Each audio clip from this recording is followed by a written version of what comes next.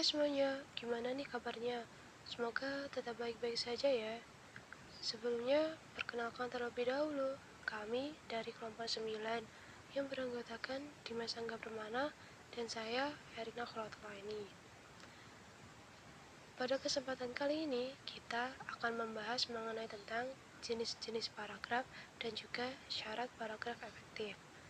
Untuk jenis paragrafnya sendiri, itu ada 3, yaitu berdasarkan letak atau satuan karangan, yang kedua berdasarkan isi atau karangan, yang ketiga berdasarkan letak kalimat utama. Untuk berdasarkan letak atau satuan karangan itu ada 3, yaitu paragraf pembuka, paragraf isi, paragraf penutup. Paragraf pembuka, paragraf ini dapat kita jumpai pada awal suatu karangan yang berfungsi sebagai pengantar pokok pikiran penulis. Paragraf pembuka kerap kita jumpai pada bagian pendahuluan.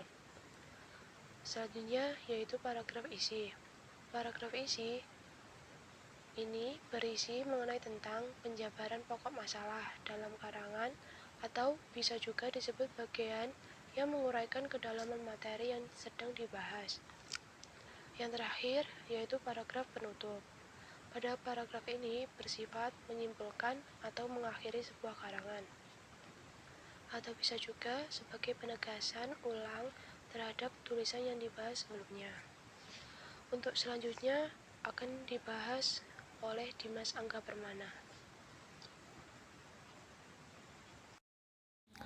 Selanjutnya adalah paragraf berdasarkan isi atau tujuan karangan. Yang pertama ada paragraf naratif. Paragraf ini menceritakan suatu hal, peristiwa, atau kejadian secara kronologis berdasarkan urutan waktu. Yang kedua ada paragraf eksposisi. Paragraf ini bertujuan untuk memaparkan, menyampaikan informasi, menjelaskan, dan juga menerangkan suatu topik kepada orang lain. Yang ketiga ada paragraf argumentasi. Paragraf ini digunakan untuk mengungkapkan ide, gagasan, ataupun pendapat penulis disertai dengan bukti dan juga fakta. Yang keempat ada paragraf persuasif. Paragraf yang berisi bujukan untuk mempengaruhi atau meyakini pembaca, yang seringkali dilengkapi dengan bukti agar pembaca lebih yakin, banyak digunakan untuk iklan atau promosi barang. Jadi paragraf ini digunakan untuk mempengaruhi atau meyakini pembaca. Yang kelima ada paragraf deskriptif. Jenis paragraf yang bertujuan untuk membuat pembaca dapat merasakan ataupun membayangkan hal yang dideskripsikan secara jelas dan nyata, yang seolah-olah pembaca dapat melihat, mendengar, ataupun merasakan objek yang diuraikan. Jadi tujuan dari paragraf deskriptif ini agar pembaca seolah-olah dapat membayangkan, melihat, mendengar, ataupun merasakan objek secara langsung. Selanjutnya tentang paragraf berdasarkan letak kalimat utama. Yang pertama ada paragraf deduktif, yakni letak gagasan pokok atau pikiran utama berada di awal paragraf, bukan di tengah-tengah ataupun di akhir paragraf. Yang kedua ada paragraf induktif. Paragraf yang letak gagasan utamanya ataupun pokok pikiran berada di akhir, yang bersifat menyimpulkan inti dari kalimat-kalimat sebelumnya. Yang ketiga ada paragraf ineratif. Paragraf yang letak gagasan utamanya berada di tengah-tengah paragraf. Yang keempat ada paragraf campuran.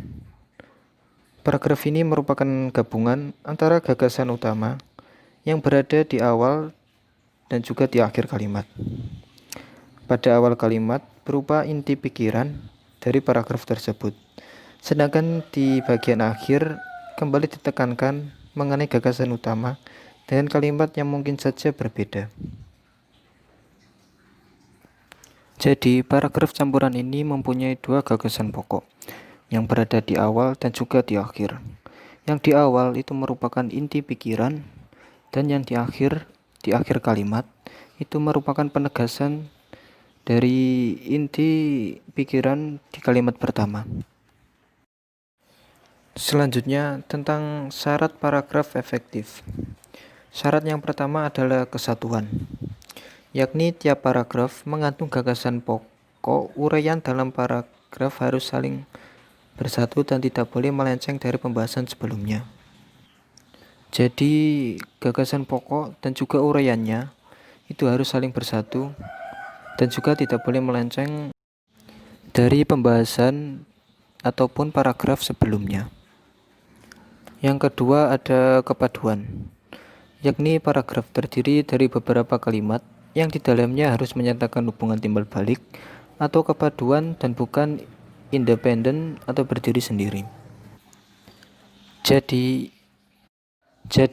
kalimat yang ada di paragraf tersebut harus mempunyai keselarasan antara kalimat satu dan juga kalimat yang lain. Tidak boleh memiliki arti yang berbeda-beda. Yang terakhir ada kelengkapan, yakni suatu paragraf dikatakan lengkap jika berisi kalimat-kalimat penjelas yang cukup menunjang kejelasan kalimat topik atau gagasan utama. Jadi, paragraf dikatakan sebagai paragraf lengkap jika berisi kalimat utama atau gagasan pokok dan juga kalimat penjelas. Kalimat penjelasnya itu berfungsi untuk menjelaskan atau menunjang suatu gagasan utama ataupun ide pokok.